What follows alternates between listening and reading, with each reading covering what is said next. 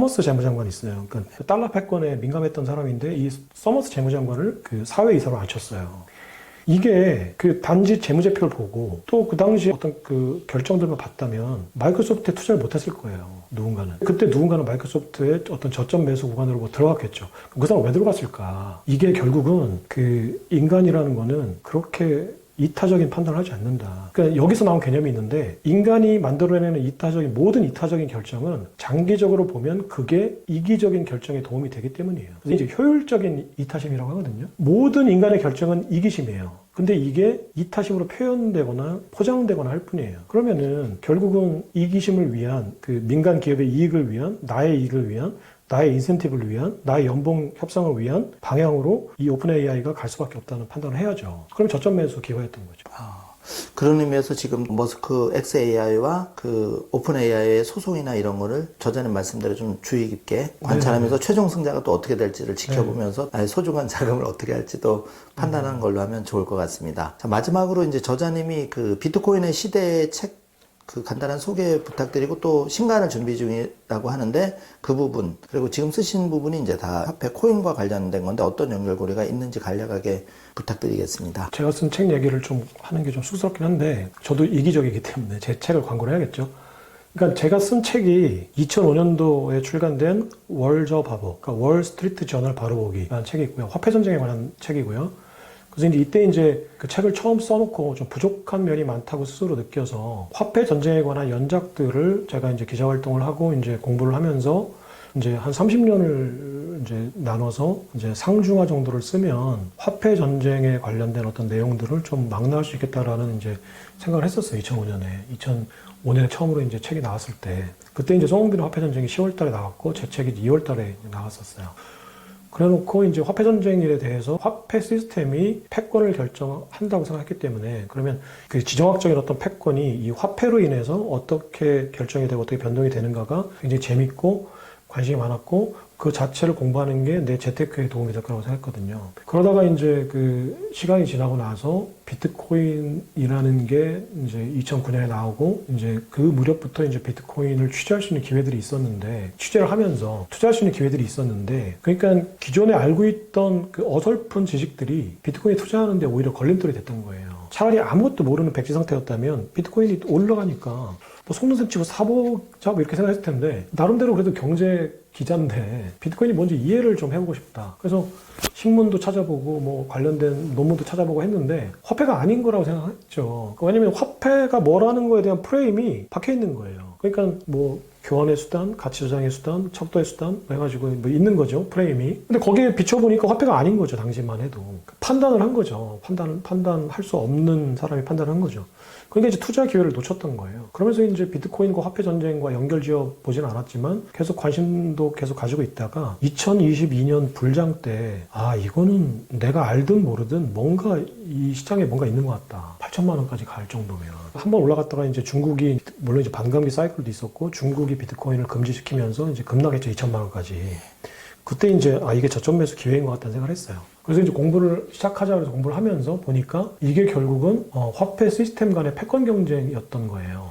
이제 그 사토시 나카모토가 그걸 디자인하고 했을 때부터 이제 이미 패권 화폐로서 만든 거죠. 그러면 화폐 전쟁이라는 게 이제는 달러 위안화 간의 대결이 아니라 디지털 화폐와 기존 법정 화폐 간의 다툼이 되겠다라는 이제 판단을 내리고 그럼 화폐 전쟁의 구도를 완전히 다른 국면에서 한번 이제 공부를 하고 써보자 하고 쓴 게 이제 비트코인의 미래라는 작년에 2024년에 이제 4월 달에 발간된 책이었고요. 그 책을 발간했을 때는 1인칭 시점에서 많이 썼어요. 제 개인적인 경험, 인플레이션에 대한 경험, IMF와 이제 금융위기라는 어떤 그 굉장히 고통스러웠던 경험, 이런 경험들이 이제 어떤 개인이나 그 조직의 어떤 이제 시스템의 문제, 능력 문제가 아니라 거대한 어떤 거시경제, 이제 지정학적인 화폐 시스템의 문제였고 그 일부 회사들 그리고 이제 거기에 얽혀 있는 일부 개인들은 사실은 그 소용돌이 속에서 어쩔 수 없는 어떤 고통을 당한 거다라는 어떤 경험을 느끼고 개인적인 어떤 인식점에 쓴 거고요.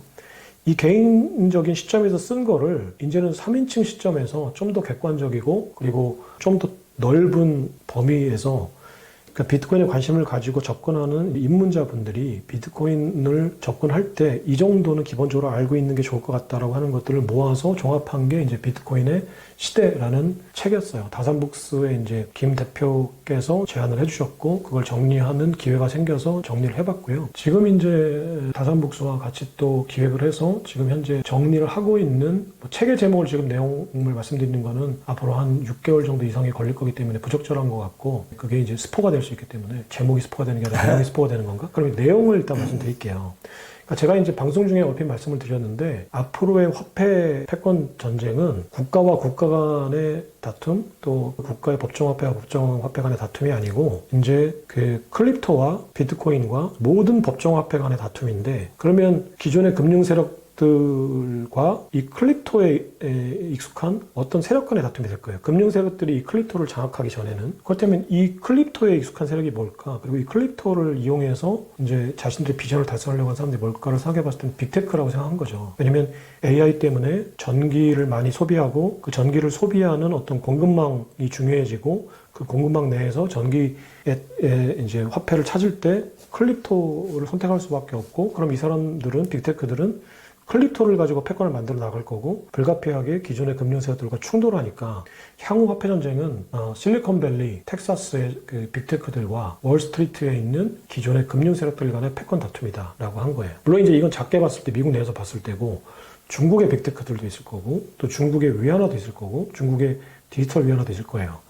그러니까 중심은 어쨌거나 기술 기업과 금융 기업 간의 싸움이다라는 건데 저는 여기에서 빅테크들이 승리할 거라고 생각해요. 왜냐면은 금융이 앞으로는 모든 금융 플랫폼이 상당히 그 고난이도의 어떤 기술을 가진 그 네트워크가 될 텐데 그러면 낡은 금융망을 가지고 있는 금융 세력들이 자본력을 가지고 기술을 습득하는 속도보다는 고도의 기술력을 가지고 있는 빅테크들이 이미 자본력은 또 비슷한 막강한 자본력을 가지고 있죠. 하지만 규제 프레임만 없을 뿐이에요. 근데 이들이 금융의 로직을 파악해서 금융시장을 장악하는 속도가 훨씬 빠를 거라고 판단해요. 그러면 게임은 이미 정해졌다. 그러면 우리가 어디에 배팅을 할지 판단이 가능하다고 본 거예요. 정말 저도 개인적으로 기대가 많이 되고 특히 그 4차 반감기와 맞물려서 저자님의 비트코인의 시대 책 이런 지식을 가지고 하반기에 뭐 비트코인을 2, 3억에서 5억을 전망하는 게 있는데 그 가을쯤에 이제 그 저자님의 책이 나온다면 그런 또 큰 어떤 패러다임에서 그거를 새롭게 바라보고 다음 반감기를 맞이한다면 굉장히 도움이 될 것 같고